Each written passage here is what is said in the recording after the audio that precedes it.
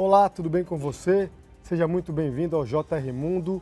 Hoje nós vamos falar sobre um tratamento contra o câncer revolucionário que tem trazido resultados promissores, o CAR-T. Para explicar o que é esse tratamento, o JR Mundo convida o hematologista e especialista em terapia celular, Renato Cunha. Doutor, obrigado por participar aqui do programa, tudo bem? Tudo bom, André? É um prazer estar aqui com todos vocês. Antes do nosso bate-papo, a gente lembra que o JR Mundo está disponível todas as quintas-feiras com episódio novo nas plataformas digitais da Record TV. Doutor, os resultados que a gente tem visto são impressionantes. A gente já viu algumas matérias mostrando pacientes que tiveram remissão de câncer, de casos complicados. O que é o CAR-T? O CAR-T é um tratamento considerado atualmente revolucionário na terapia contra o câncer, principalmente das doenças do sangue, como, por exemplo, o mieloma múltiplo, a leucemia de células B e o linfoma de células B. De uma forma assim bastante resumida, como que ele funciona? Nós temos no nosso organismo, nascemos com isso, o nosso sistema de defesa, onde nós temos vários tipos de células. É como se fosse um exército que vai desde o soldado até o general. Então, um desses tipos de células, chamada de célula T ou linfócito T, ela é responsável por nos defender contra infecções, por exemplo, e outros eventos que possam agredir o nosso organismo. Essas células, então, são levadas ao laboratório e elas sofrem um processo de mudança. A gente coloca nela um novo gene que vai dar a ela a capacidade de destruir as células do câncer. Geneticamente modificadas, então. Exatamente. Imagine, por exemplo, que na superfície ou do lado de fora de uma célula da leucemia, eu tenho uma fechadura. Eu conheço muito bem essa fechadura. O que se faz com essa modificação genética é que a célula T passa a ter uma chave. E aí ela então se torna a célula CAR-T. Quando ela retorna para o sangue do nosso paciente, essa célula vai circular, essa chave vai conectar com a fechadura da célula da leucemia e vai destruir a leucemia. Só para a gente entender, então, a gente tira as células do paciente, manda para o laboratório, faz essa mudança, essa transformação genética, leva de volta para o hospital e faz a infusão no paciente? Exatamente. Esse processo todo de alteração da célula, ele demora em torno de 1 mês a 45 dias, por exemplo. Mas não é para todo tipo de câncer ainda, né? Não, é importante que a gente entenda que como isso é um processo específico, como eu fiz a analogia com a chave e a fechadura, nós precisamos ter uma conexão perfeita. Se eu errar essa conexão entre a célula e o tumor, não vai ter efeito. Então, atualmente, o CAR-T ele é indicado para pacientes com mieloma múltiplo e leucemia e linfoma de células B. Outros tipos de tumores, dentre os quais vários muito frequentes na nossa população, como por exemplo mama, próstata, pulmão, estômago e vários outros, ainda não são tratados com as células CAR-T. Muito embora a gente tenha várias pesquisas e projetos, mas ainda não temos um tratamento definido para esses pacientes. Eu fiz uma reportagem com uma menina de 5 anos, Carolzinha, que ela lutava contra a leucemia já há 3, desde os 2 anos de idade. Ela fez quimioterapia, várias sessões, fez transplante de medula, depois mais uma vez com o pai sendo doador. Em todas essas situações, a doença voltou a atacar o organismo dela. E o CAR-T foi a única opção, ela já não tinha mais esperança. E a princípio, eu falei com a mãe dela há pouco, ela está super bem. Quer dizer, é uma esperança muito forte, né, para esse tratamento. Sem dúvida, sobretudo para esse perfil de paciente da Carolzinha que você acabou de comentar. Pacientes que a doença volta depois do transplante, ou pacientes que já falharam a primeira e a segunda tentativa de tratamentos, são os pacientes que podem ser tratados com o CAR-T. No caso de pacientes que já fizeram um transplante para leucemia aguda, por exemplo, quando a doença volta, é um cenário muito difícil de tratamento. E o CAR-T mostrou resultados realmente impressionantes. Mais de 90% dos pacientes, no primeiro momento, respondem ao tratamento com o CAR-T. Com o passar dos anos, cerca de 5 anos, nós temos cerca de 60% dos pacientes ainda com a doença em remissão. o que é um fato realmente extraordinário e impensável até há alguns anos atrás. Sendo que são 60% de pacientes que já tinham passado por outras terapias e não tinham tido resultados positivos, né? Exatamente. Importante frisar, André, que esse tratamento ele não é para o paciente que acabou de ter o seu diagnóstico. Ele vai ser usado para aqueles pacientes que falharam aos tratamentos convencionais. E por isso a expectativa ou a chance de cura ela é menor. E o CAR-T reverteu essa lógica. Ele trouxe para nós a expectativa de cura que anteriormente nós não tínhamos. Então isso é de fato uma revolução. Além disso, André, eu acho que um ponto importante é que com o CAR-T-cell é a primeira vez que nós de fato estamos conseguindo alterar células do nosso sistema de defesa para poder tratar doenças como câncer. Isso é uma nova era dentro da medicina. Até então era algo de ficção científica e agora nesse momento é realidade, o que nos deixa com muita esperança para o futuro do tratamento de outras doenças. Por que que esse tratamento é totalmente diferente de uma quimioterapia, por exemplo? Bom, a quimioterapia, por princípio, ela age na célula do câncer quando ela está em divisão. O câncer não é destruído, ele continua proliferando, crescendo, porque a célula não morre. Então, durante esse processo de divisão, que uma célula vai dar origem a duas, por exemplo, quando essas células vão ser regeneradas, a quimioterapia entra no meio dessa célula e destrói essa célula. Daí a gente pode entender que todas as células do nosso organismo que estão dividindo em processo de divisão, elas vão ser alvo da quimioterapia. Por exemplo, na raiz do nosso cabelo, tem células dividindo todos os dias, por isso que o nosso cabelo cresce. Então, ali a quimioterapia entra e o nosso cabelo cai. Por isso que os pacientes, quando fazem quimioterapia, acabam por perder o cabelo. Já no caso da terapia com as células CAR-T, isso não acontece, porque a célula que vai ser alvo do CAR-T é exatamente a célula do câncer, justamente porque a gente conhece um marcador do câncer, no caso um receptor ou um antígeno, como normalmente é dito, que é uma cicatriz, é algo que tem do lado de fora do câncer, e a célula é direcionada exatamente em cima desse alvo e não pega outros tecidos ou outras células que são normais. Então, é um tratamento que a gente diz que é específico e principalmente personalizado. O que que isso quer dizer?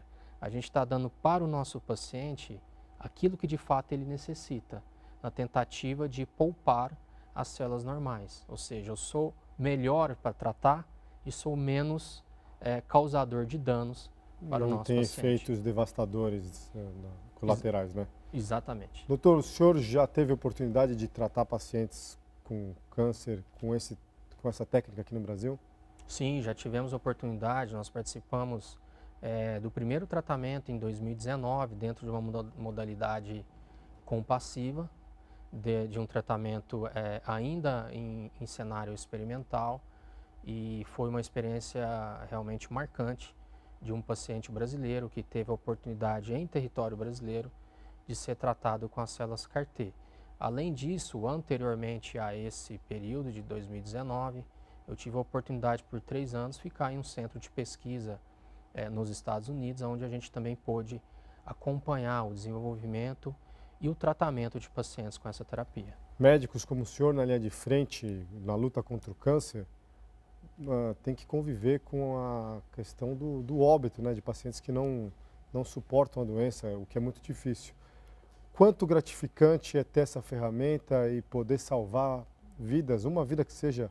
Como é que isso transforma o senhor como médico? Eu acho que isso traz uma percepção de, ao mesmo tempo em que a gente luta para que os nossos pacientes possam ter um melhor destino com a sua doença, ao mesmo tempo também a gente se sente num cenário privilegiado de poder contribuir e fazer parte disso.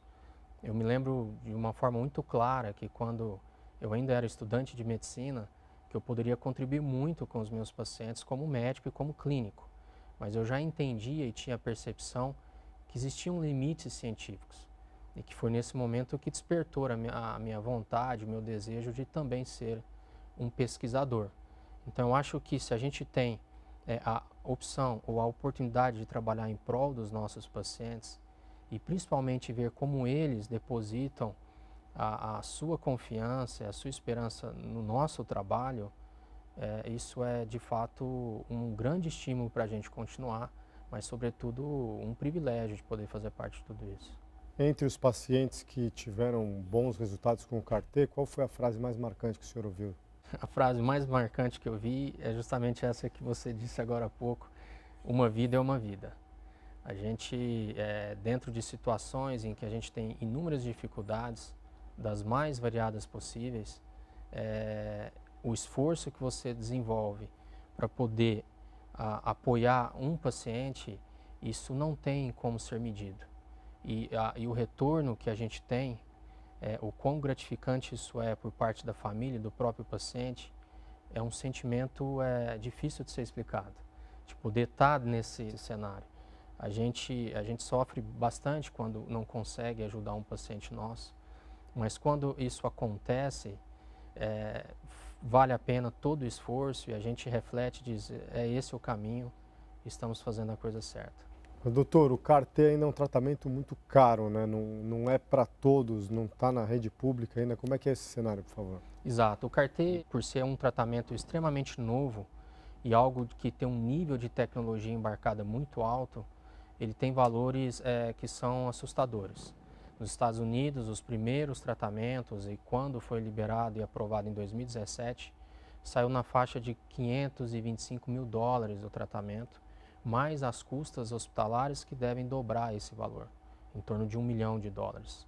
No Brasil, por uma política da CEMED, que precifica os preços, traz os preços das medicações, fez com que o Brasil tivesse o produto, digamos, menos caro do mundo. Mas ainda assim, o preço é muito alto, em torno de R$ 2 milhões.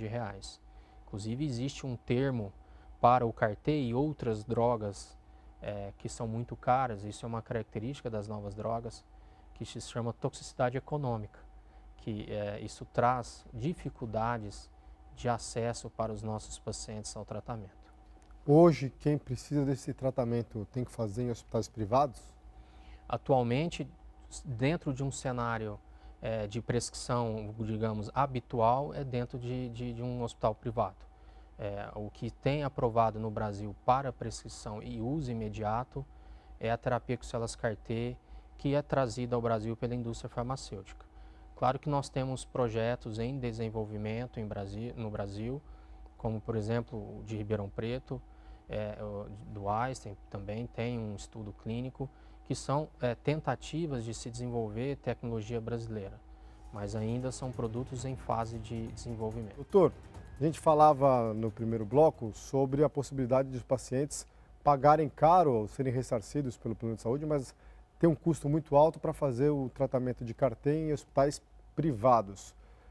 Como que funciona esse projeto de Ribeirão Preto, que também os testes clínicos estão sendo feitos no Hospital Albert Einstein? Qual que é o cenário que a gente pode esperar para os próximos anos? Nós temos basicamente, André, 3 cenários de que um paciente possa ser tratado ou possa fazer uso das células CAR-T. Para isso é importante a gente dar um passo atrás e entender um pouco como que nós desenvolvemos esses produtos. Primeira etapa, existe um teste em laboratório e depois um teste em camundongos, é o que nós chamamos de pré-clínico. A partir daí eu preciso fazer o mesmo teste, mas num volume, numa quantidade maior. Existe uma diferença de peso muito grande entre um camundongo e uma pessoa adulta. Então, nesse momento, eu tenho que aumentar a escala de produção. Isso, produzir em a escala aumentada, é o que nós chamamos de dossiê. E quem aprova essa produção é a Anvisa. Se a Anvisa aprovou esse dossiê para produção, eu posso então abrir o estudo clínico. Esse estudo clínico é o que atualmente, em fase 1, já existe no Hospital Albert Einstein. O projeto de Ribeirão ele está no mesmo caminho, só que nesse momento ele está na fase do dossiê. A Anvisa já soltou notas de que ela está avaliando o dossiê, mas neste momento pode ser que algum paciente que não tem mais alternativa de tratamento, junto com o médico, entenda que ele possa se beneficiar desse tratamento. Então ele faz o pedido de um tratamento compassivo. No final de um estudo clínico, quando você tem todos os seus resultados, você volta para a Anvisa e pede o registro da medicação, ou das células CAR-T no caso. Então você vai ter o que é hoje da indústria farmacêutica. Então esses são os 3 cenários que nós temos para tratamento. O senhor tem ideia de quantos pacientes já foram tratados com CAR-T no Brasil? Olha, pelo uso em hospitais privados, através da indústria, mais de 23 pacientes já foram tratados. Lembrando que o primeiro caso foi feito, o primeiro paciente foi tratado em janeiro desse ano. Existem outros, né? Não tenho dados e acesso aos dados do estudo do Einstein, mas eles estão recrutando o paciente e também alguns tratamentos compassivos foram feitos em Ribeirão Preto. Eu imagino a corrida, né, a ansiedade dos pacientes e dos familiares para que esse tratamento esteja disponível quanto antes na rede pública, porque quem está enfrentando a luta contra a doença tem pressa e quer se curar, né? Então é um caminho longo ainda, né? Sem dúvida. Trazer para o sistema público de saúde requer que a gente desenvolva um produto que possa ser usado. As iniciativas brasileiras, elas estão recheadas de esperança de que a gente consiga fazer isso no tempo mais curto possível. A gente torce muito para que isso aconteça. Esse é um problema crítico, porque o Brasil é um país que 75% da sua população está dentro do Sistema Único de Saúde e o restante da população está dentro da saúde suplementar. Então, desenvolver novas tecnologias para o SUS é uma política fundamental que nós temos que estar trabalhando o tempo todo para isso. A gente pode imaginar, num curto, médio prazo, que o CAR-T seja usado também para combater outros tipos de câncer? Sim, é bem possível. Existem hoje no mundo mais de 800 estudos clínicos em vários países testando novas modalidades de tratamento para pacientes com câncer.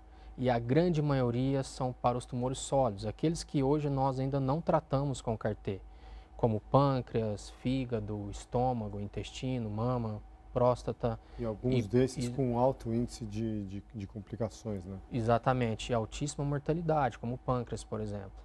Então, existem estudos já demonstrando resultados promissores para essas doenças e a gente espera que muito rapidamente isso esteja disponível para que a gente possa usar para os nossos pacientes. A terapia genética, ela pode ser usada em outras doenças também? Pode. A terapia genética ou terapia gênica, ela difere um pouco da terapia da modificação gênica da célula CAR-T. De uma forma muito simples.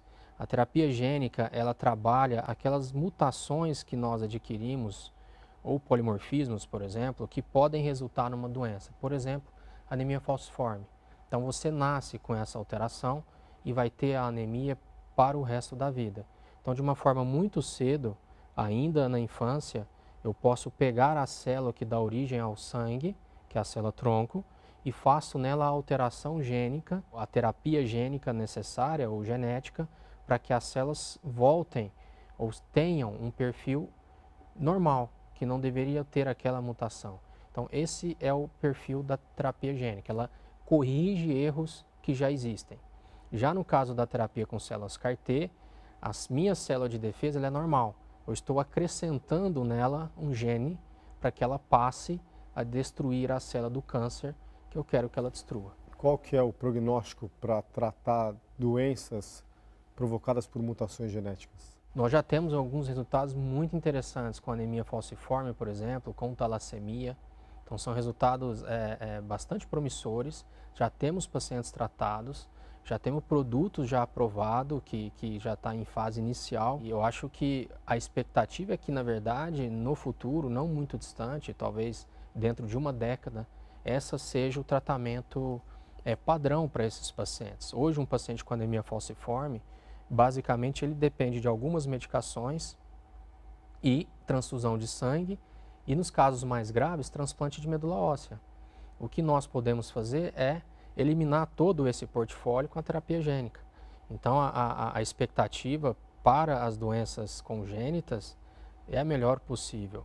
Outros estudos, por exemplo, vão em direção da hemofilia, né? Quando a gente tem a deficiência do fator de coagulação, a gente pode ter algum tipo de terapia gênica em que o paciente recupera a capacidade de produzir os fatores de coagulação e ele fica livre da hemofilia. Existem também outros estudos que podem barrar o efeito do nosso sistema de defesa contra nós mesmos, que são as doenças imunológicas, por exemplo, o lúpus, artrite reumatoide. Também existem estudos para essas doenças com resultados realmente muito bons. Eu imagino, André, que no futuro próximo, isso não é ficção científica, é realidade, a gente vai usar muito menos remédio, medicações habituais, e nós vamos corrigir os nossos defeitos, manipular o nosso sistema de defesa e fazer com que esteja em nós, paciente, a solução para as nossas doenças. Ensinar o corpo a se defender, né? Exatamente, ensinar o corpo a se defender e fazer correções daquilo que ao nascimento pode ter saído fora de um padrão que pode causar uma doença. Doutor, qual que é o papel das universidades, dos institutos públicos no desenvolvimento desse tipo de estudo? Eu acho que são fundamentais, principalmente num cenário como o Brasil. Existe uma atuação importante no desenvolvimento do tratamento ainda na fase muito precoce. Todo tratamento que a gente tem em medicina, o CAR-T é um grande exemplo disso, ele tem que fazer um desenvolvimento dentro do laboratório, com camundongos, e esse papel ele é muito ligado à atuação das universidades públicas. Isso é importante que se mantenha sempre o apoio. É importante lembrar que pesquisa, para ter resultado, ela precisa de apoio contínuo a longo prazo. Qualquer processo de interrupção nessa continuidade de apoio, eu posso ter prejuízos muito grandes na nossa capacidade de produzir conhecimento. Então, as instituições públicas no Brasil, as instituições de pesquisa, os institutos, são fundamentais nesse processo de construção de tecnologia brasileira. A luta contra o câncer, a medicina, o desenvolvimento de novas terapias, ela tem sido rápida. A gente vê como mudou a forma de combater a doença, né? O senhor diria que o CAR-T é a grande revolução nesse tratamento? O CAR-T talvez seja o maior exemplo que nós temos, por vários motivos. Exemplo de situação clínica muito difícil, em que nós não tínhamos muito o que fazer por esses pacientes.